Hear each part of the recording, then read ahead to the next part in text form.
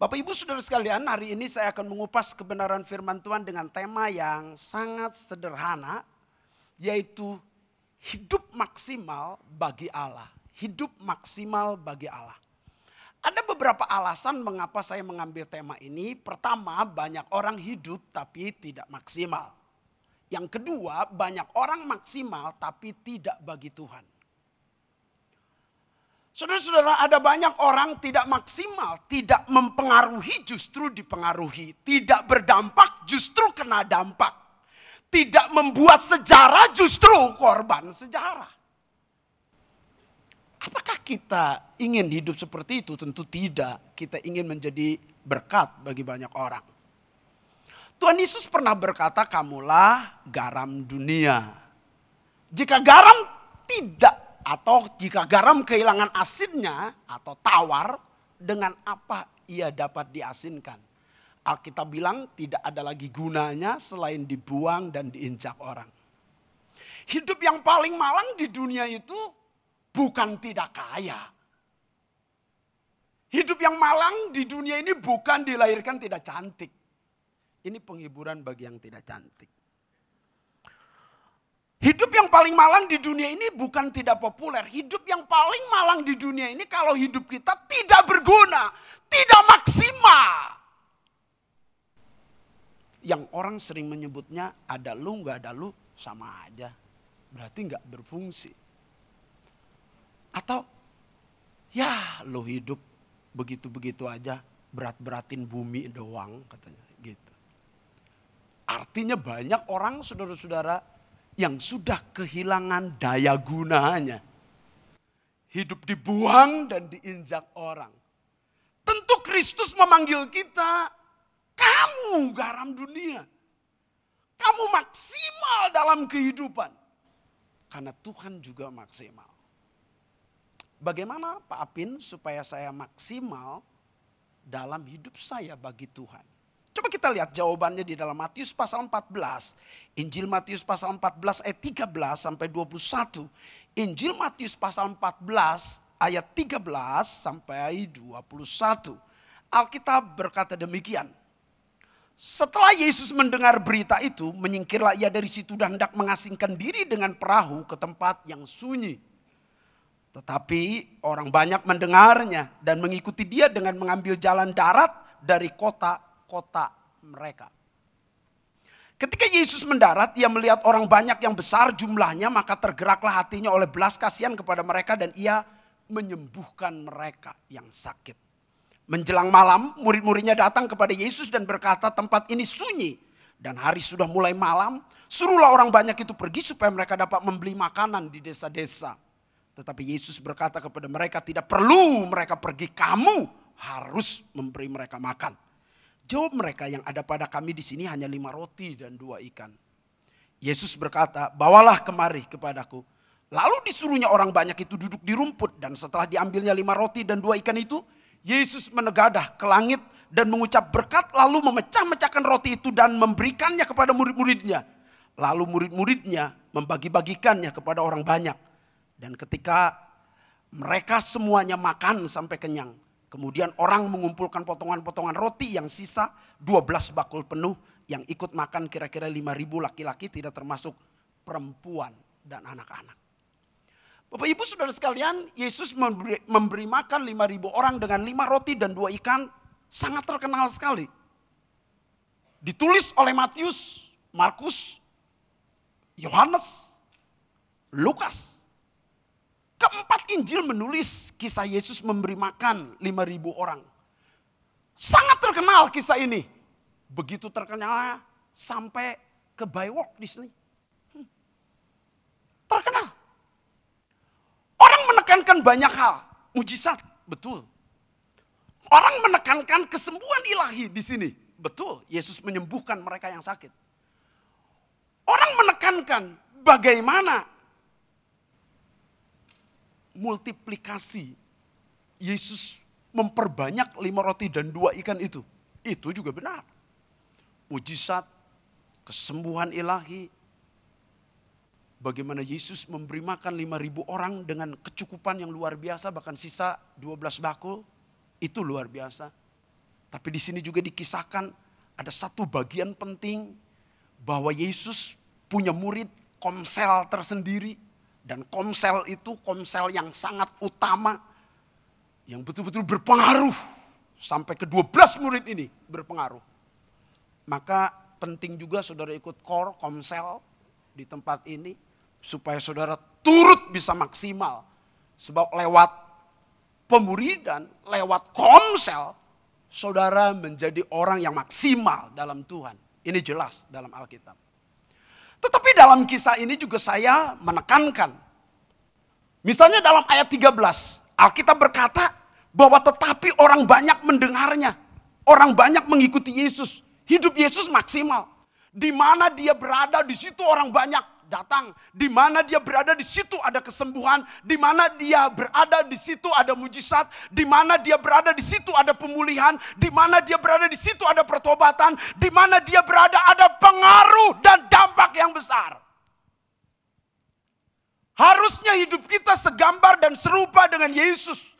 Kalau Yesus menjadi orang yang maksimal, saudara dan saya juga sama. Hidupmu dan saya harus maksimal bagi Tuhan. Katakan amin. Dan Tuhan ingin supaya kita maksimal. Pak Apin, bagaimana supaya saya maksimal? Ikuti contoh dan teladan Yesus. Kalau Kristus maksimal, hidup kita juga Tuhan ciptakan supaya maksimal bagi kerajaan Allah. Bagaimana caranya? Ayat 13 berkata demikian, setelah Yesus mendengar berita itu. Berita apa? Yohanes Pembaptis dibunuh. Siapa Yohanes Pembaptis? Yohanes Pembaptis adalah anak Zakaria dengan Elisabet. Yesus adalah anak Maria. Maria dengan Elisabet adalah kemenakan, keluarga besar. Saat Yohanes Pembaptis dibunuh, Yesus pun gundah, Yesus pun sedih, Yesus pun terpukul, Yesus pun saudara-saudara mengalami pergumulan besar. Karena Yohanes saudaranya dipenggal, matinya tidak wajar. Tapi Alkitab mengatakan, walaupun demikian Yesus menyembuhkan banyak orang. Walaupun demikian Yesus berbuat mujizat dengan 5 roti dan 2 ikan itu. Walaupun demikian Yesus tetap melakukan pekerjaan secara luar biasa. Saya berkata kepada saudara, mungkin engkau mengalami krisis. Mungkin engkau mengalami kesedihan. Mungkin engkau ditinggalkan orang tuamu. Ditinggalkan orang lain. Mungkin engkau mengalami pergumulan. Tetapi saya percaya Tuhan memanggil saudara dan saya untuk maksimal dalam Tuhan. Tetap jaga kemaksimalan di tengah krisis kehidupan. Sekalipun 2023 orang menyebutnya krisis pangan, krisis energi, krisis ekonomi, atau krisis-krisis yang lain. Tetapi di tengah krisis orang-orang Kristen, di tengah krisis orang-orang percaya harus tetap maksimal bagi kerajaan Allah. Katakan amin. Maksimal bagi dunia ini. Itu yang Allah kehendaki. Bagaimana caranya? Lihat ayat yang 13 ini berkata, pada saat Yesus mendengar berita Yohanes Pembaptis dibunuh, justru dia bukan mengeluh, justru dia bukan kecewa, justru dia bukan marah, justru dia bukan putus asa, tetapi dia apa? Mengasingkan diri dengan perahu ke tempat yang sunyi. Di masa-masa krisis, di masa-masa sukar, di masa-masa banyak pergumulan, saudara harus menyempatkan diri bertemu dengan Tuhan. Itulah yang membuat engkau maksimal di dalam Tuhan. Mengasingkan diri. Kita terlalu sibuk, kita terlalu banyak tugas, kita terlalu banyak pekerjaan sampai kita lupa berlutut di hadapan Tuhan, mengasingkan diri di hadapan Tuhan. Kita terlalu sibuk. Sampai main HP, YouTube, Instagram, TikTok termasuk.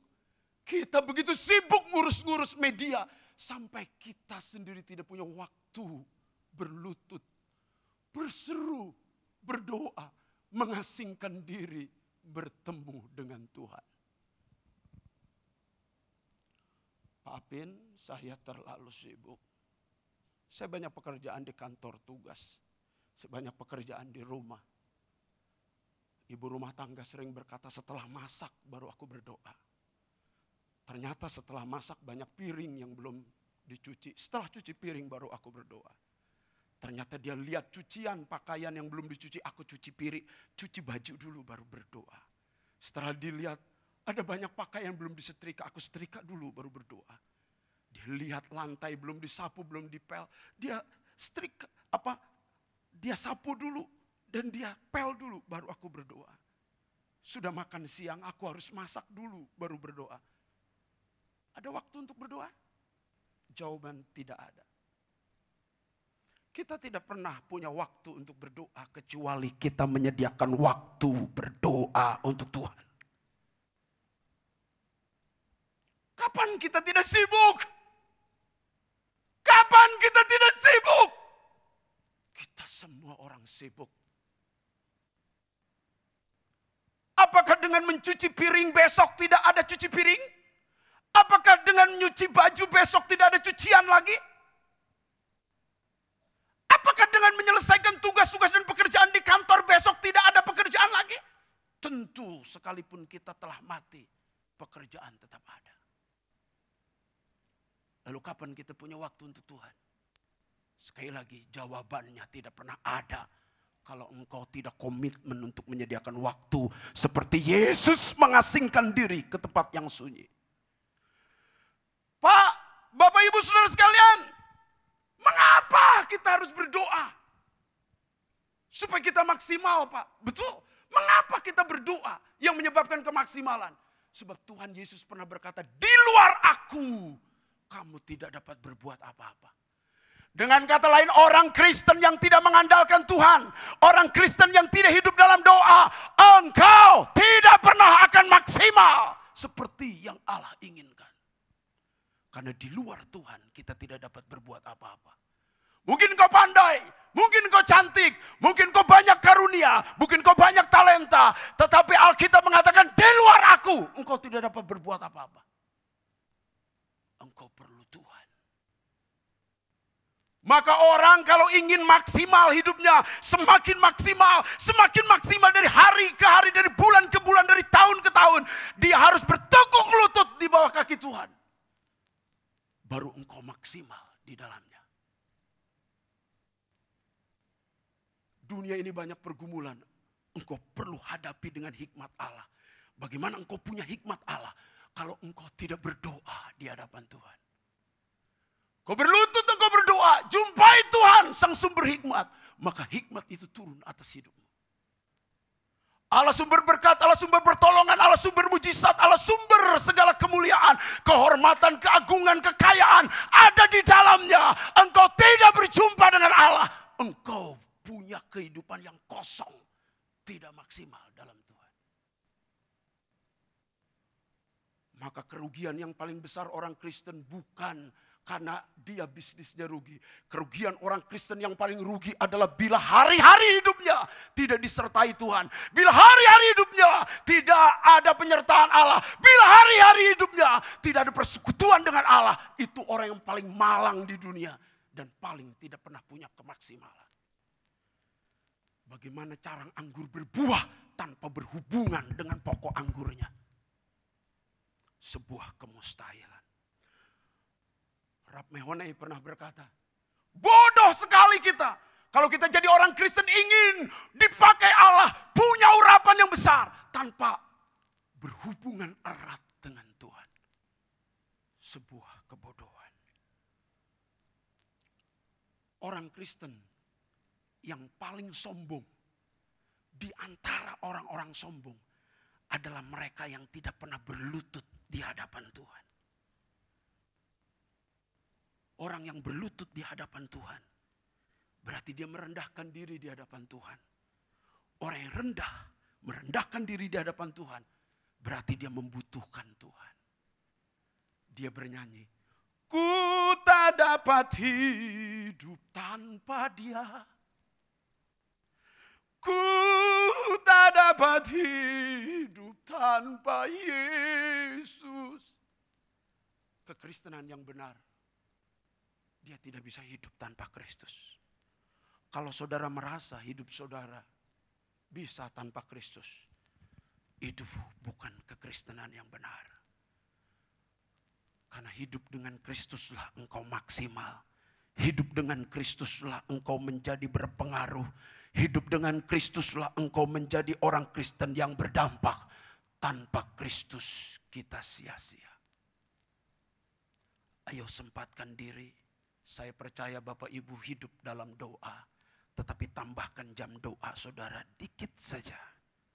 Lebih daripada kemarin. Supaya engkau berjumpa dengan Tuhan. Karena jika engkau berjumpa dengan Tuhan, hidupmu semakin maksimal. Musa itu pembunuh. Ketemu Tuhan, hidupnya maksimal. Paulus itu pembunuh. Ketemu Tuhan, jadi maksimal. Saya berkata, betapa hebatnya orang-orang percaya jika engkau bertemu dengan Tuhan setiap hari dan Tuhan akan membuat engkau sangat maksimal. Beri kemuliaan bagi Allah kita. Yang kedua, Pak Apin, bagaimana supaya hidup saya maksimal? Ayat 14 berkata demikian. Ketika Yesus mendarat, ia melihat orang banyak yang besar jumlahnya. Maka tergeraklah hatinya oleh belas kasihan kepada mereka. Dan ia menyembuhkan mereka yang sakit. Yesus maksimal menyembuhkan mereka. Kapan kesembuhan itu terjadi? Saat hatinya tergerak oleh belas kasihan. Compassion. Kapan compassion terjadi? Kalau hatinya penuh kasih.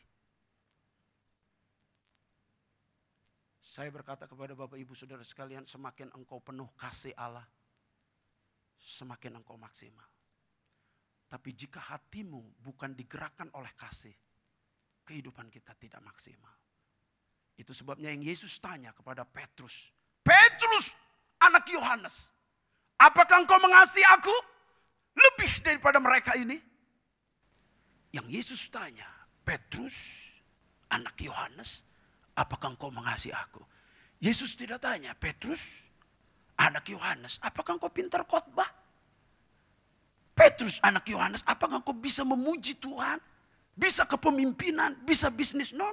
Yang Yesus tanya, Petrus, anak Yohanes, apakah engkau mengasihi aku? Syarat untuk hidup maksimal adalah mengasihi Allah, itu nomor satu. Yang kedua, mengasihi sesama, itu nomor dua. Yang ketiga, mengasihi diri sendiri. Yang keempat, mengasihi musuhmu. Dan berdoa bagi orang yang menganiaya kamu. Kasih Allah dengan segenap hati, segenap jiwa, segenap kekuatan, segenap akal budi. Kasih sesama seperti dirimu sendiri. Kasihilah musuhmu. Kasih membuat seseorang maksimal. Ada seorang wanita cantik. Bukan hanya cantik, wanita ini pintar. Bukan hanya pintar, wanita ini takut Tuhan. Lengkap sudah kalau buat istri. Atau buat calon menantu.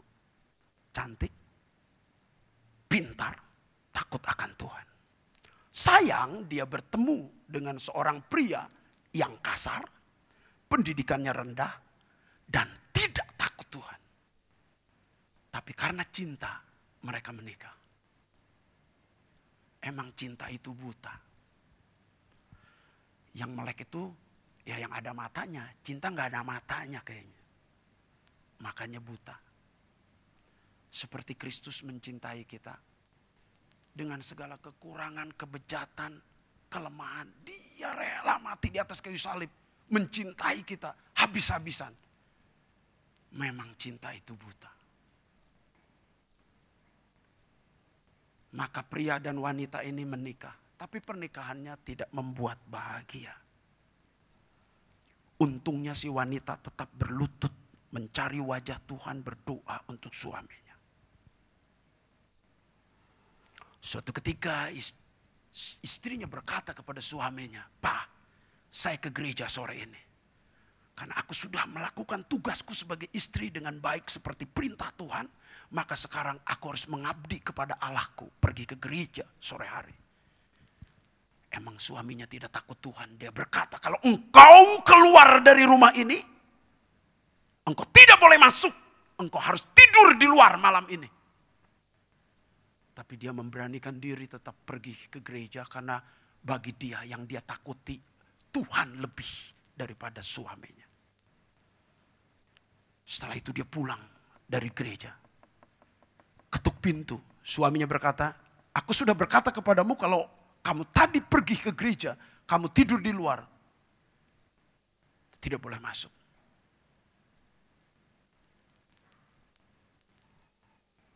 Dia berpikir bahwa istrinya pasti tidur di rumah tetangga, tidak mungkin tidur di depan pintu rumah. Mengapa? Karena peristiwa ini di Eropa. Jadi sangat dingin menggigil.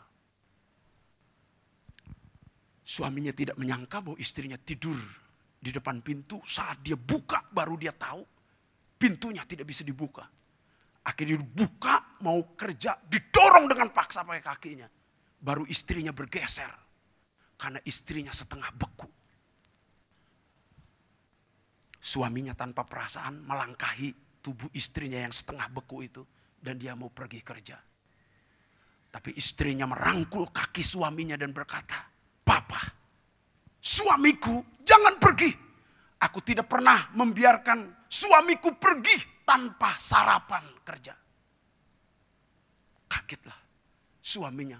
Dihentak-hentakannya kakinya. Dan dia berkata, "Aku sudah memperlakukan kamu kasar. Mengapa kamu tetap mengasihi aku?" Perkataan istrinya yang menyebabkan suaminya ini luluh. Istrinya berkata, "Karena kasih Kristuslah yang memenuhi kepala sampai kakiku. Sampai aku tidak pernah bisa membenci kamu." Suaminya berlutut dan dia berkata, "Tolong doakan aku supaya aku punya kasih seperti itu. Karena aku pun tidak pernah mau membenci kamu sebetulnya. Tetapi aku tiap hari membenci kamu. Kamu doakan supaya aku punya kasih seperti itu." Di depan pintu itulah suaminya menerima Yesus Kristus sebagai Tuhan dan Juru Selamat. Akibat dari istri yang penuh dengan kasih. Saya berkata, jika ada istri-istri yang penuh dengan kasih, maka banyak suami-suami yang bertobat. Jika ada suami-suami yang penuh kasih, maka banyak istri yang bertobat dan anak-anak yang bertobat, mertua yang bertobat. Katakan amin. Jangan hidupmu penuh dengan emosi, penuh dengan dendam, penuh kebencian, penuh dengan kepahitan. Tapi hidupmu harus penuh dengan kasih Allah. Suaminya yang kelas 4 SD yang kasar itu berubah mulai. Tiap hari dia baca Alkitab. Tidak pernah dia tidak baca Alkitab. Dia bisa lupa uang tapi dia tidak pernah lupa bawa Alkitab. Dia baca tiap hari. Suatu saat dia hadir dalam sebuah ibadah KKR. Tapi pengkhotbahnya tidak datang. Dia maju ke depan dan dia berkhotbah. Istrinya teriak-teriak berkata, "Itu bukan suamiku, itu bukan suamiku. Itu Yesus." Dan lewat KKR itu banyak mujizat-mujizat terjadi. Luar biasa kesembuhan terjadi. Sejak itu suaminya khotbah di mana-mana. Ke negara-negara. Dia pengkhotbah internasional. Membangkitkan 14 orang mati. Dia menyembuhkan jutaan orang. Dia membawa orang kepada Kristus lebih dari 1 juta orang. Dia bernama Smith Wigglesworth. Orang menyebutnya Rasul Iman. Membangkitkan 14 orang mati. Cikal bakal orang yang maksimal ini. Karena ada istri yang penuh kasih. Saya berkata kepada saudara, ada banyak generasi, ada banyak suami, ada banyak istri, ada banyak masyarakat. Jika hatimu penuh dengan kasih, engkau banyak memulihkan orang, engkau banyak menyembuhkan orang, engkau banyak menjangkau jiwa-jiwa. Jika hatimu penuh dengan kasih. Tetapi sekarang justru banyak orang hatinya penuh dengan kebencian. Doa buat suaminya juga dia berkata, "Tuhan, suamiku ini brengsek, biar kesambar geledek aja Tuhan, biar kesambar geledek." Sudah doanya sudah tidak benar. Bahkan kalau lagi marah, dia begitu kecewa terhadap suaminya. Kecewa terhadap istrinya. Tetapi saya berkata kepada saudara, belajar jadi orang Kristen yang dipenuhi oleh kasih Allah. Sampai engkau tidak bisa membenci orang lain. Penuhi hidupmu dengan kasih Allah. Sampai engkau tidak bisa berbuat dosa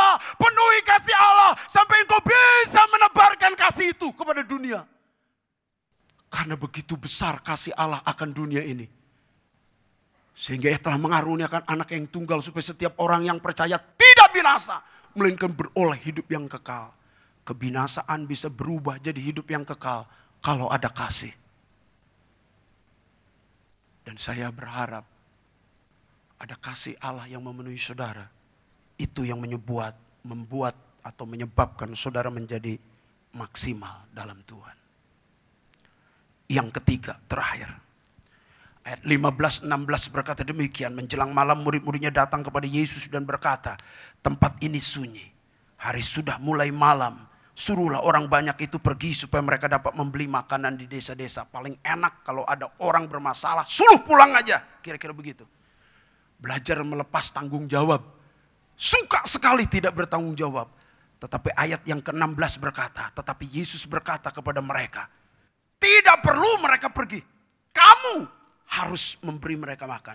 Garis bawahi kata harus. Apakah ada sebuah keharusan untuk memberi makan 5.000 orang dengan 5 roti dan 2 ikan itu? Tentu tidak ada keharusan. Apakah ada keharusan saya menolong orang miskin? Memang tidak ada kata keharusan. Tetapi kalau engkau ingin maksimal, engkau harus mengikuti perintah Tuhan. Harus memberi mereka makan. Artinya apa? Belajar hidup bertanggung jawab.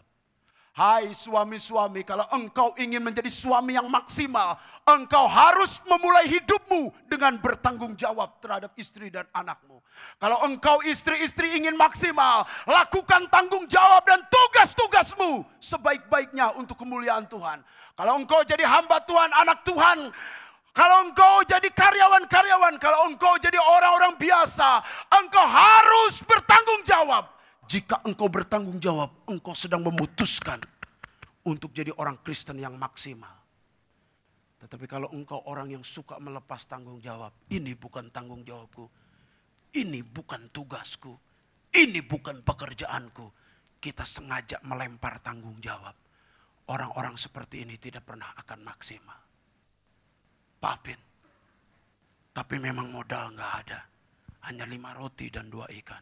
Saya berkata, apakah Yesus tidak tahu bahwa hanya 5 roti dan 2 ikan? Tentu Yesus tahu. Tetapi mengapa Yesus menuntut tanggung jawab? Betul. Karena mujizat diawali dengan orang-orang yang bertanggung jawab. Berkat dimulai dengan orang-orang yang bertanggung jawab. Pada saat muridnya memutuskan untuk bertanggung jawab, maka Tuhan akan mengcover di belakang dan akan memberkati secara luar biasa. Jika engkau hari ini memutuskan untuk hidup bertanggung jawab, maka Allah ada di pihak engkau dan engkau akan disertai Tuhan. Bagi Tuhan tidak ada yang mustahil untuk dia lakukan perkara besar. Beri kemuliaan bagi Allah kita.